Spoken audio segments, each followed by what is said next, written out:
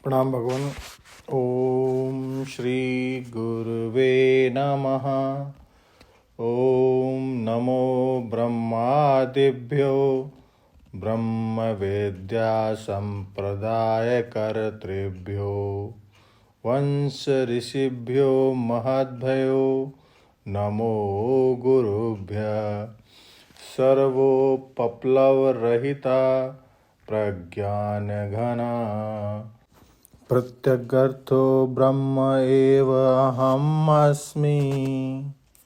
ओम शांति शांति शांति।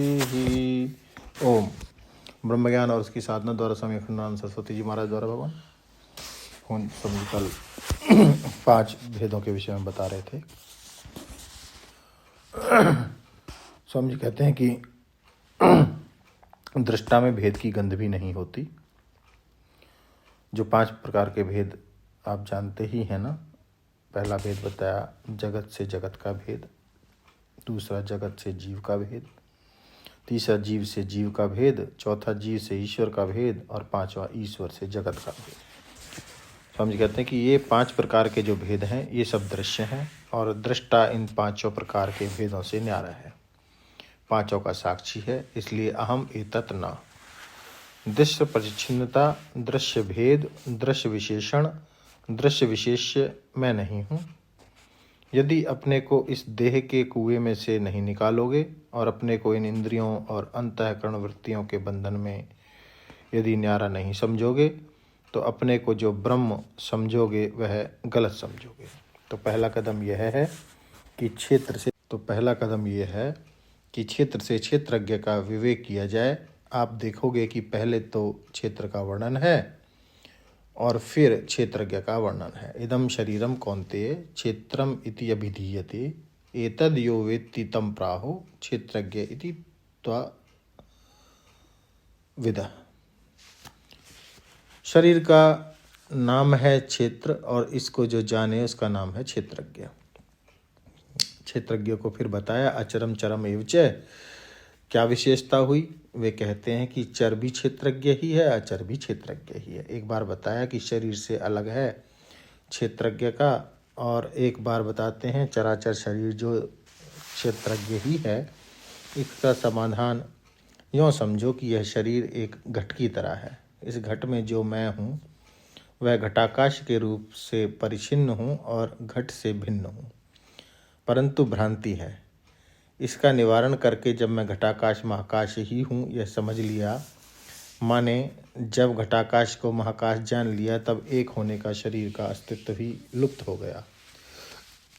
तो पहले अपने को शरीर में जो बंधा हुआ चिदाकाश मानते हैं, शरीर परिच्छिन्न, इसका ठीक ठीक विवेक होवे और इस घटाकाश और महाकाश की एकता के समान इस हृदयाकाश में रहने वाले जीव को और महाकाश में रहने वाले परमात्मा को एक समझे।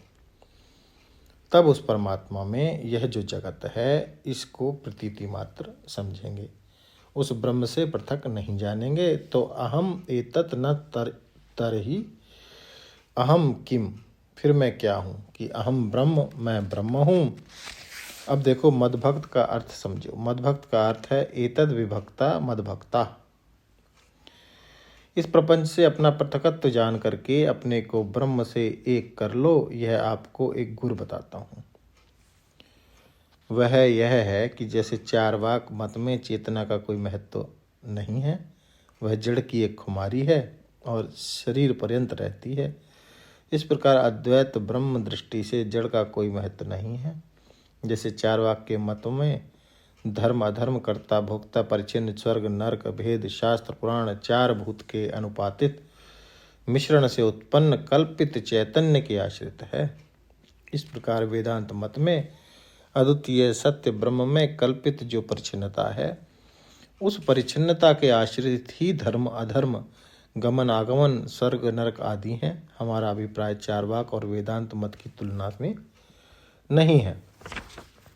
लेकिन जरा उस अद्वितीय चैतन्य की दृष्टि को देखो जिसमें जड़ता बिल्कुल कल्पित है। तो अहम एतत् न, मैं एतत् से विभक्त माने पृथकत्व अलग अहम हूँ और यह अहम परमात्मा से एक है। संपूर्ण दृश्य का दृष्टा मैं हूँ। मद भाव्यो उपपद्यते, यही परमात्मा का भाव है।